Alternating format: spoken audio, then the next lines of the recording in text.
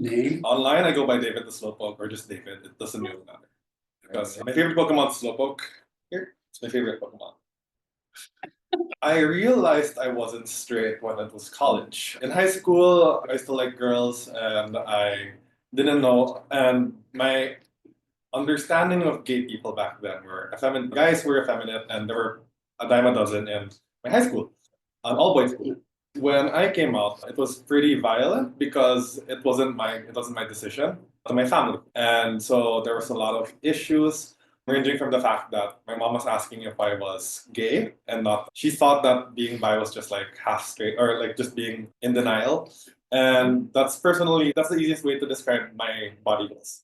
That I want to be buff, big, and sexy.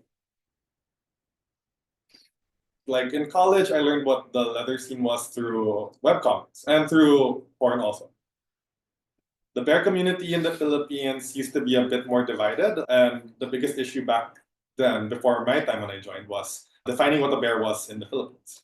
But now it's less about defining about being strict with who you are. It's also fun to get everyone to sit down and play a board game and scream at each other for like hours. Even though we don't have our own spaces, a lot of people are willing to share the space with us, and we're very grateful for that. We were able to organize 300 bears to march around the biggest pride walk of Southeast Asia.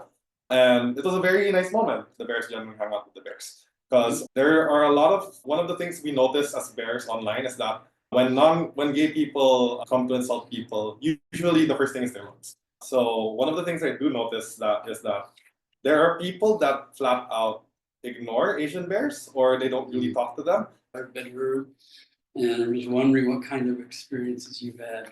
At least for mine, I am a kind of a stubborn person. So if ever there have been negative comments about me being bisexual in bear spaces, I just tune it out. We have this regular bear event called Beers, Bears, and Bars in the Philippines. It's going to be in its sixth iteration in Pride this June. I guess people are just going to be negative Nancy's online.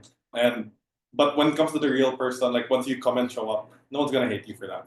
For me, I guess a bear is somebody that either goes by the natural definition, the one that's plus size, the one that has facial hair or body hair, or the one that I've been feeling is more accurate in the Philippines is somebody that's involved with the community.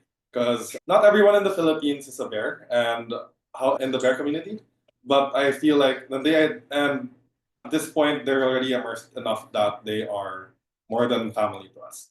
So the Philippines is very known for its social media usage, and to a lot of the Filipinos, it's like second nature. The Philippines has an extremely huge pageant scene. They get called pigs, they get called fat, they get femme shamed, even though they're mostly masculine. They're saying that any pageants are for everyone now in a negative way, meaning, oh, we're going to give everyone like a participation trophy. So social media is the way we live and die in the Philippines. So there was a group that emphasized more on looking like a specific type, especially when it comes to body. And they got a lot of international recognition, especially in Southeast Asia. I think a lot of the infighting among the bears and people, and there was a lot of infighting between bears and chubs are going to have to go through different definitions. People love their history about the bears in the Philippines.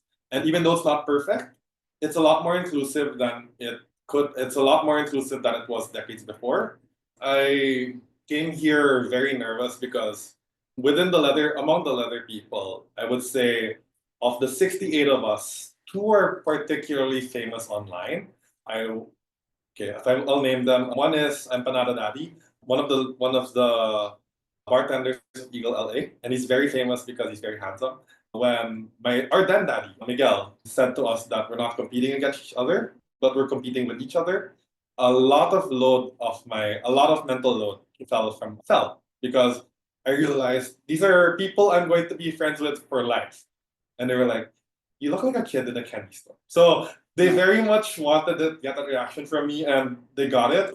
We're not necessarily comprehensive for the whole universe, but Yeah. when we meet people, we're trying to do that. At least from the Philippines, there aren't any clubs that are bear spaces, but there are bear events in said clubs. One of the things that I have been a part of is the Mr. Bear Philippines 2024.